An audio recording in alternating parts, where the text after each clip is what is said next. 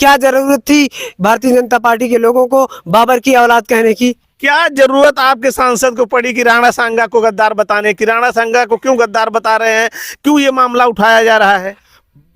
बाबर को जब राणा सांगा ने बुलाया इस देश पर हमला करने के लिए तो वो गद्दार ही कहा जाएगा। गद्दार कह के आप लोग एक वर्ग विशेष के लोगों को भावनाओं को ठेस पहुंचा रहे हैं जो उनको हीरो मानता है। वर्ग विशेष को ठेस पहुंचाने की कोई आवश्यकता नहीं है। समाजवादी पार्टी के लोग किसी भी वर्ग विशेष पर आरोप नहीं लगा रहे हैं, बल्कि सच्चाई जो है, सच्चाई को कबूल करना बहुत बड़ी बात है। और आप देख लीजिए, लूसेंट एक किताब है, उसमें भी लिखा गया है कि बाबर को बुलाया था राणा सांगा ने। तो क्या आप इतिहास को झुठला देंगे? करणी सेना के जो लोग कह रहे हैं कि 2 मिनट लगेगा, मैं अनिल यादव मछली शहर जौनपुर जिला में चैलेंज करता हूं कि अगर उनके लोग यहां आकर समाजवादी पार्टी के राष्ट्रीय अध्यक्ष जी का सिर्फ नाम लेकर अगर गाली गलौज करेंगे तो उनको यहां से सही सलामत जाने नहीं दिया जाएगा। करणी सेना के लोग समझ जाए, अभी भी वक्त है। आप जान लीजिए कि जिस तरह से अखिलेश यादव के बारे में ये लोग अनाप शनाप बोल रहे हैं, जिन्हें मालूम नहीं, इन्होंने श्रद्धेय नेताजी के बारे में कहा कि हम लोग कार सेवकों के ऊपर गोली चलवाए, जबकि उस समय जो मुख्य सचिव थे उत्तर प्रदेश सरकार में, उन्होंने खुद सुप्रीम कोर्ट में यकीन किया और कबूल किया कि मैंने गोली चलवाई थी। मुलायम सिंह यादव जी निर्दोष हैं और उन्हें इसी भारतीय जनता पार्टी ने एक पद्म भूषण से सम्मानित करने का काम किया है। उनको चैलेंज कर रहा हूं कि अब मछली शहर में आके दिखाएं। और हम लोग समाजवादी कार्यकर्ता इतना कमजोर थोड़ी है कि उनको छोड़ देंगे, ऐसे हमारे नेता को गाली देंगे और हम लोग ऐसे बर्दाश्त कर लेंगे। वो लोग कानून नहीं मानते, हम लोग कानून मानते हैं। पहले हम लोग कानून के हिसाब से चलेंगे, अगर कानून नहीं मानेंगे तो हम लोग उनकी ही भाषा में जवाब देंगे, ईंट का जवाब ईंट से देंगे। नमस्कार, भारत कवरेज न्यूज के लिए मैं विभास यादव आप लोगों का बहुत बहुत स्वागत करता हूं। दोस्तों, मेरी मौजूदगी जो है जौनपुर जनपद में है और इस समय एक मामला काफ़ी तेज़ी से सोशल मीडिया पर वायरल चल रहा है। पूरे देश प्रदेश में कहें तो एकदम हड़कंप सा मचा हुआ है। समाजवादी पार्टी के राज्यसभा सांसद रामजीलाल सुमन ने संसद के अंदर जो बयान दिया, राणा सांगा को लेकर जो उन्होंने बयान दिया, उसके बाद करणी सेना के लोगों ने जिस तरह आगरा में उनके आवास पे पहुंचकर जो है तोड़ फोड़ की और कहें तो पूरी तरह जो है माहौल को एकदम भगदड़ जैसा बना दिया और कोई पुलिस के जवान भी असहाय दिखे, शासन प्रशासन जो भी एकदम असहाय दिखा। अब करणी सेना के लोगों ने समाजवादी पार्टी को आड़े हाथों ले लिया है। यहाँ तक समाजवादी पार्टी के नेता अखिलेश यादव को भी धमकाया जा रहा है कि उनको सहारनपुर में आएंगे तो उनको देख लिया जाएगा। ऐसे में समाजवादी पार्टी के लोगों के अंदर भी नाराजगी है। विशेषकर लोगों का ये कहना है कि समाजवादी पार्टी के सांसद नहीं, एक दलित सांसद का अपमान किया है करणी सेना के लोगों ने। ऐसे में मेरी मौजूदगी मछली शहर में है और मछली शहर में समाजवादी पार्टी के कार्यकर्ताओं के बीच में है। अब इन्हीं से लोगों से बातचीत हमारी होगी कि आखिर ये जो बवाल मचा हुआ है, समाजवादी पार्टी के कार्यकर्ता, उनका क्या कहना है। थोड़ा सा आगे आइएगा। क्या नाम है आपका? अनिल यादव, राष्ट्रीय सचिव लोहिया वाहिनी। अनिल जी, रामजीलाल सुमन को क्या जरूरत पड़ी थी संसद में ऐसे मामले को उठाने के लिए जिसके लिए पूरे देश में तनाव हो जाए? रामजीलाल सुमन ने जो मामला उठाया है, इसके पहले औरंगजेब का मामला चल रहा था, उन्होंने उसके परिप्रेक्ष्य में बोला था। और ये भाजपा वाले लोग चाहते हैं कि इतिहास की बातें खोद खोद कर लोगों के बीच वैमनस्य पैदा किया जाए। यही बात दिनेश शर्मा ने बोली थी माता सीता को कि माता सीता टेस्ट ट्यूब बेबी थी, तब करणी सेना वाले कहाँ थे। और यही इनके ही पार्टी के सहयोगी संजय निषाद ने बोला था कि राम जी का डीएनए क्या है, सभी ने सुना था, तब करणी सेना के लोग कहाँ थे। ये भाजपा की सोची समझी चाल है, जो रामजीलाल सुमन जी जैसे समाजवादी नेता को, कद्दावर नेता हैं, जो दलित नेता हैं, उनको परेशान किया जा रहा है। दलितों के ऊपर, अल्पसंख्यकों के ऊपर और ओबीसी समाज के ऊपर अत्याचार जिस प्रकार से बढ़ता जा रहा है इन लोगों को, इसका मुंहतोड़ जवाब समाजवादी पार्टी के कार्यकर्ता और समाजवादी पार्टी के लोग देंगे। क्या नाम है सर आपका? शरद यादव। शरद जी, अब तो कैंडी सेना के लोग कह रहे हैं कि अखिलेश के सहारनपुर में आएंगे तो हम लोग देख लेंगे, बहुत तगड़ा विरोध होगा। क्या रणनीति रहेगी समाजवादी पार्टी की? पहले तो मैं आपको बहुत बहुत धन्यवाद देता हूं कि आप हमारे बीच में आए, और हमारे बीच में आपको आने के लिए मैं आपको विशेष धन्यवाद देता हूं। ये रही बात कैंडी सेना की, कैंडी सेना कि मैं देख रहा हूं जब से ये देश की राजनीति चढ़ती है तभी न तभी भाजपा के लोग कुछ न कुछ ऐसी चीज़ों को लाते हैं जिससे आपस में विद्रोह पैदा हो और चुनाव में इसका हमें फ़ायदा मिले। मैंने देखा पिछली बार अभी अमित शाह जी ने पूरे सदन में जो देश के हमारे संविधान रचयिता है डॉक्टर भीमराव अंबेडकर के विषय में जो टिप्पणी उन्होंने की, ये टिप्पणी इस तरह की टिप्पणी की जो कि देश के राष्ट्र संविधान के रचयिता है। उनको ये नहीं पता है कि अगर संविधान नहीं होता तो हमारा देश कैसे चलता। शायद उनको ये सोचना चाहिए, जहाँ से आप खड़े होकर बोल रहे हो वो बाबा साहेब का देन है, आप यहाँ समझना चाहिए आपको, लेकिन आप नहीं समझ पा रहे हैं। तब एक थे कैंडी सेना के लोग कहाँ थे, इन्होंने कोई बात उठाई, किसी पर टिप्पणी की? देश की इतनी बड़ी सदन में एक महान लोगों का अपमान हो रहा है, ऐसे लोगों पर कैंडी सेना कहाँ थी? आज ऐसे स्थिति में आकर एक लालजी रामसुमन जी के ऊपर से कैंडी सेना साथ देने के लिए आई है। ये भाजपा की चाल है और इस चाल में इस बार 27 में विफल होने जा रहे हैं, और हमारे राष्ट्रीय अध्यक्ष अखिलेश यादव जी के नेतृत्व में हम 27 में सरकार बनाएंगे। समाजवादी कार्यकर्ता मजबूत हैं, मजबूत रहेंगे, ऐसे लोगों से हम लोग डरने वाले नहीं हैं। ये दलितों का सदैव अपमान किए हैं और करते रहेंगे। ये बीजेपी वालों की चाल है, वोट लेने के लिए तमाम मुद्दे बनाएंगे, बिगाड़ेंगे, ऐसे लगातार ये करेंगे। और हमारे दलित समाज से मैं ये कहना चाहूँगा, आप ये समझिए आपके साथ कौन पार्टी खड़ी है, कौन नेता आपकी लड़ाई लड़ रहा है। इस चीज़ को ध्यान में रखकर आने वाले 27 में आप वोट देकर जवाब दीजिए। और समाजवादी पार्टी एक ऐसी पार्टी है जो हर स्तर की लड़ाई लड़ती आई है, और हम लोग डरने वाले नहीं हैं, हम लोग हटने वाले नहीं हैं। इसमें हम जीत कर लौटेंगे और दलितों का सम्मान बढ़ाएंगे और सम्मान दिलाएंगे। समाजवादी पार्टी जिंदाबाद, माननीय राष्ट्रीय अध्यक्ष जी जिंदाबाद। अनिल जी, एक चीज ये नहीं समझ, वीडियो भी वायरल हो रहे हैं कैंडी सेना के, वो कह रहे हैं कि 2 मिनट लगेगा समाजवादी पार्टी को खत्म करने में, सरकार छूट दे देगी तो खत्म कर देंगे। कैंडी सेना के जो लोग कह रहे हैं कि 2 मिनट लगेगा, मैं अनिल यादव मछली शहर जौनपुर जिला में चैलेंज करता हूं कि अगर उनके लोग यहां आकर समाजवादी पार्टी के राष्ट्रीय अध्यक्ष जी का सिर्फ नाम लेकर अगर गाली गलौज करेंगे तो उनको यहाँ से सही सलामत जाने नहीं दिया जाएगा। उनको चैलेंज कर रहा हूं कि मछली शहर में आके दिखाएं।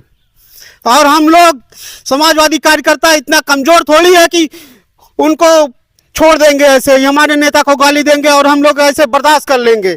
वो लोग कानून नहीं मानते, हम लोग कानून मानते हैं। पहले हम लोग कानून के हिसाब से चलेंगे, अगर कानून नहीं मानेंगे तो हम लोग उनकी ही भाषा में जवाब देंगे, ईंट का जवाब ईंट से देंगे। ठीक है, क्या नाम है आपका? नमस्कार, धन्यवाद। मेरा नाम अजहर रहमान है। मैं Samajwadi party Mulayam Singh youth brigade में प्रमुख महासचिव हूं। और कैंडी सेना के लोगों को बताना चाहता हूं, अगर बात मेरे नेता पर आई तो हम ईंट से ईंट बजा देंगे इनकी। और हम लोगों ने चूड़ियाँ नहीं पहन रखी है, ये लोग संविधान को नहीं मानते हैं। मैं राष्ट्रपति जी से कहूँगा, इन्होंने जिस तरह से भाषा बोली, ये आतंकवादी की भाषा है, अमर्यादित भाषा है। अपनी मर्यादा में रहें, वरना इनका जवाब इनकी भाषा में दिया जाएगा।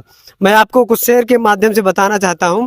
आप जानते हैं कि जब औरंगजेब का मामला चल रहा था, क्या ज़रूरत थी भारतीय जनता पार्टी के लोगों को औरंगजेब की बात करने की? उनकी कब्र खोद कर क्या फ़ायदा हो जाएगा? कितने इस देश के गरीब, दलित, पिछड़े, मजदूर, अल्पसंख्यक, आदिवासी, आधी आबादी को लाभ मिल जाएगा? किसको पेंशन मिल जाएगी? किसको आवास मिल जाएगा? मिलेगा। भारतीय जनता पार्टी के लोग ऐसे मुद्दे इसलिए उठाते हैं चूँकि उनके पास का अपने काम गिनाने के लिए नहीं है। मैं आपको अपना शेर बता देता हूँ कि बाकी मगर है तक नामो निशा हमारा, कुछ बात है कि हस्ती मिटती नहीं हमारी, सदियों रहा है दुश्मन दौरे जहां हमारा। ये हमारे दुश्मन नहीं बल्कि देश के दुश्मन है। जो देश का दुश्मन है वो हमारा दुश्मन है। आपको बताना चाहता हूं कि कैंडी सेना के लोग समझ जाए, अभी भी वक्त है। आप जान लीजिए कि जिस तरह से अखिलेश यादव के बारे में ये लोग अनाप शनाप बोल रहे हैं, जिन्हें मालूम नहीं, इन्होंने श्रद्धेय नेताजी के बारे में कहा कि हम लोग कार सेवकों के ऊपर गोली चलवाए, जबकि उस समय जो मुख्य सचिव थे उत्तर प्रदेश सरकार में, उन्होंने खुद सुप्रीम कोर्ट में यकीन किया और कबूल किया कि मैंने गोली चलवाई थी, मुलायम सिंह यादव जी निर्दोष हैं, और उन्हें इसी भारतीय जनता पार्टी ने एक पद्म भूषण से सम्मानित करने का काम किया है। देखिए, जब ये बताऊं आपको कि संसद में रामजी लाल सुमन का जब बयान आता है तो अखिलेश यादव तुरंत सामने आते हैं। अखिलेश यादव कहते हैं कि हमारी पार्टी का किसी भी महापुरुष का अपमान करना मकसद नहीं है। हो सकता है कोई एक पक्षी वो इतिहास जान के उन्होंने इस तरह कहा है। उन्होंने राणा सांगा को बताया, एक वीर योद्धा भी बताया समाजवादी पार्टी के लोगों ने। लेकिन जिस तरह से करणी सेना के लोगों ने आगरा में जाके रामजी लाल जो सुमन हैं समाजवादी पार्टी के, वहाँ तांडव मचाया, तो कहें पूरा एकदम जो है माहौल वहाँ गर्म था, बड़ी हड़बड़ाहट की स्थिति थी, लोग पूरा चैनलों में चल रहा था, भगदड़ जैसी कहें तो स्थिति थी। कहीं न कहीं शासन प्रशासन से, मैं बताता हूँ, कहीं न कहीं शासन प्रशासन भी असहाय दिख रहा था। क्या कहना चाहिए? मैं बता रहा हूँ, इतिहास गवाह है। जाकर के भारतीय जनता पार्टी के कुपढ़े लोगों से मेरा निवेदन है, जाके पढ़ ले, चाहे मध्यकालीन युग का हो, चाहे बाबर ने खुद अपनी जीवनी लिखी, बाबरनामा में लिखा गया है जब यहाँ पर उनका शासन था, इब्राहिम लोधी को भगाने के लिए, हराने के लिए बाबर को खुद राणा सांगा ने आमंत्रित किया। और राणा सांगा गद्दार है देश का। जब देश के टुकड़े करने के लिए गद्दार किसी को बाहर से बुलाता है तो गद्दार ही कहा जाएगा और इसको खुलेआम कहा जाएगा। लगातार ये लोग मुसलमानों को हिंदू से लड़ाने की कोशिश करते हैं। मैं तो बधाई देना चाहता हूँ हिंदू भाइयों को जो मिलजुल कर रहते हैं, हम लोग एक साथ इस हिंदुस्तान में रहते हैं। नहीं, देखिए, कहीं न कहीं अलग अलग इतिहास है, इतिहासकारों का है। आपकी पार्टी खुद जो है, अखिलेश ने बचाव किया कि राणा सांगा एक वीर योद्धा हैं, लेकिन सवाल वही करणी सेना पे उठता है कि आप लोगों ने मैं माननी जी की बात का समर्थन करता हूं, मैं उससे कायर नहीं बता रहा हूं, लेकिन गद्दार और कायरता एक अलग अलग चीज है। आप समझ लीजिए कि जब उसने बाबर को आमंत्रित किया इस देश में आने के लिए, तब जाकर के बाबर आया है। क्या जरूरत थी भारतीय जनता पार्टी के लोगों को बाबर की औलाद कहने की? क्या जरूरत आपके सांसद को पड़ी कि राणा सांगा को गद्दार बताने की? राणा सांगा को क्यों गद्दार बता रहे हैं? क्यों ये मामला उठाया जा रहा है? बाबर को जब राणा सांगा ने बुलाया इस देश पर हमला करने के लिए, तो वो गद्दार ही कहा जाएगा। गद्दार कह के आप लोग एक वर्ग विशेष के लोगों को भावनाओं को ठेस पहुंचा रहे हैं, जो उनको हीरो मानता है। वर्ग विशेष को ठेस पहुंचाने की कोई आवश्यकता नहीं है। समाजवादी पार्टी के लोग किसी भी वर्ग विशेष पर आरोप नहीं लगा रहे हैं, बल्कि सच्चाई जो है, सच्चाई को कबूल करना बहुत बड़ी बात है। और आप देख लीजिए, लूसेंट एक किताब है, उसमें भी लिखा गया है कि बाबर को बुलाया था राणा सांगा ने। तो क्या आप इतिहास को झुठला देंगे? किसी के मिटाने से इतिहास नहीं मिट जाएगा। लीजिए, बुलाना एक अलग बात थी, तो आप उसको गद्दारी में क्यों ला सकते हैं? उनकी एक आंख चली गई, उन्होंने जो है देश के लिए जो है एक लड़ाई भी लड़ी। राणा सांगा ने देश के लिए कोई लड़ाई नहीं लड़ी, बल्कि अपने निजी स्वार्थ के लिए बुलाया, निजी स्वार्थ के लिए, सत्ता लोलुप्त होकर के बुलाया। देखिए, मेरी बहस इस पे नहीं है कि उस पर बहस की जाए, मेरी केवल है कि करणी सेना के लोगों ने जिस तरह हमला बोला। सुनिए, मैं बता रहा हूं, करणी सेना के लोगों ने कहा कि अभी ब्रिजेश मिश्रा जी भारत समाचार के पत्रकार हैं और उसके प्रदेश अध्यक्ष ने अखिलेश यादव जी के खिलाफ गलत स्टेटमेंट दिया और कहा कि हम लोग गए थे उनके यहाँ एप्लीकेशन देने। बताइए, आदमी एप्लीकेशन देने जाता है 150 200 लोग से जाता है।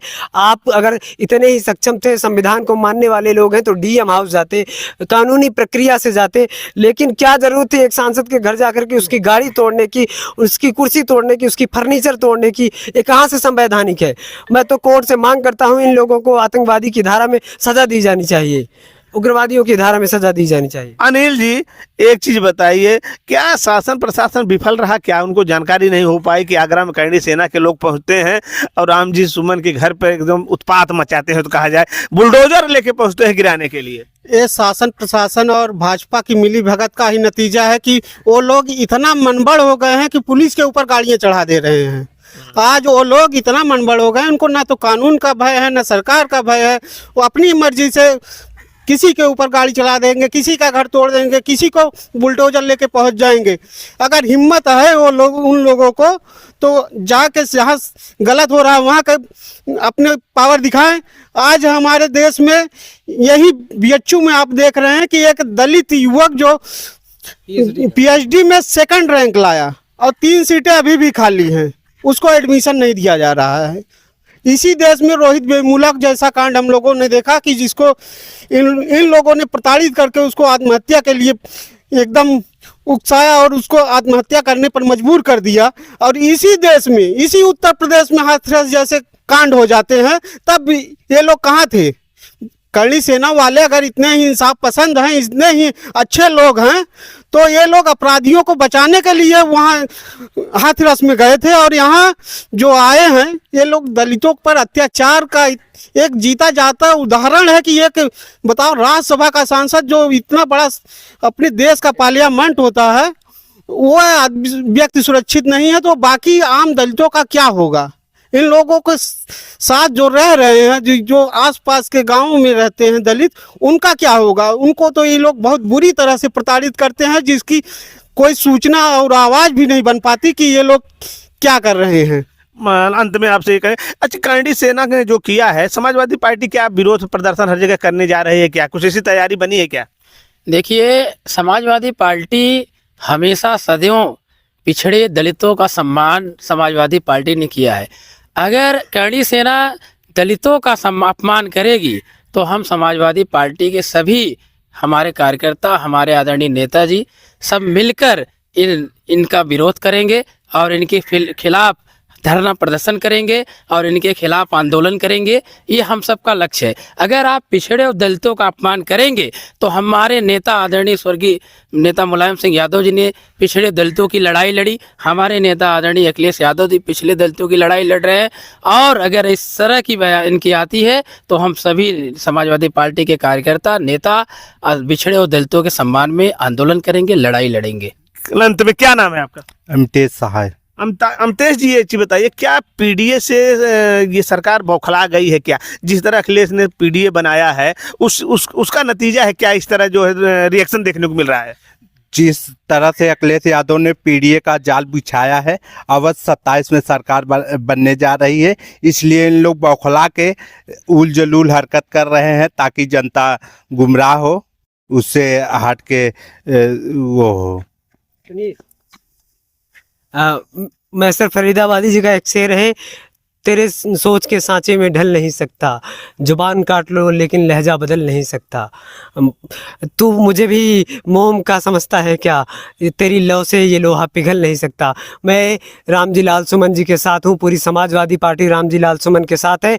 और हमारे प्रमुख महासचिव जी ने कहा कि आदरणीय राम गोपाल जी ने कि ईद के बाद, ईद का त्यौहार है, शांतिपूर्ण मनाया जाएगा। इसके बाद पूरी समाजवादी पार्टी पूरे देश में आंदोलन करेगी और इन सामंतवादियों को ईंट से ईंट बजाने का काम करेगी। धन्यवाद जी। इल्जाम चाहे जो लगा लो, हम सच कहने के आदी हैं। सच कहना अगर बगावत है तो समझो हम भी बागी हैं। सही में देखिए, समाजवादी पार्टी के कार्यकर्ताओं में नाराजगी है।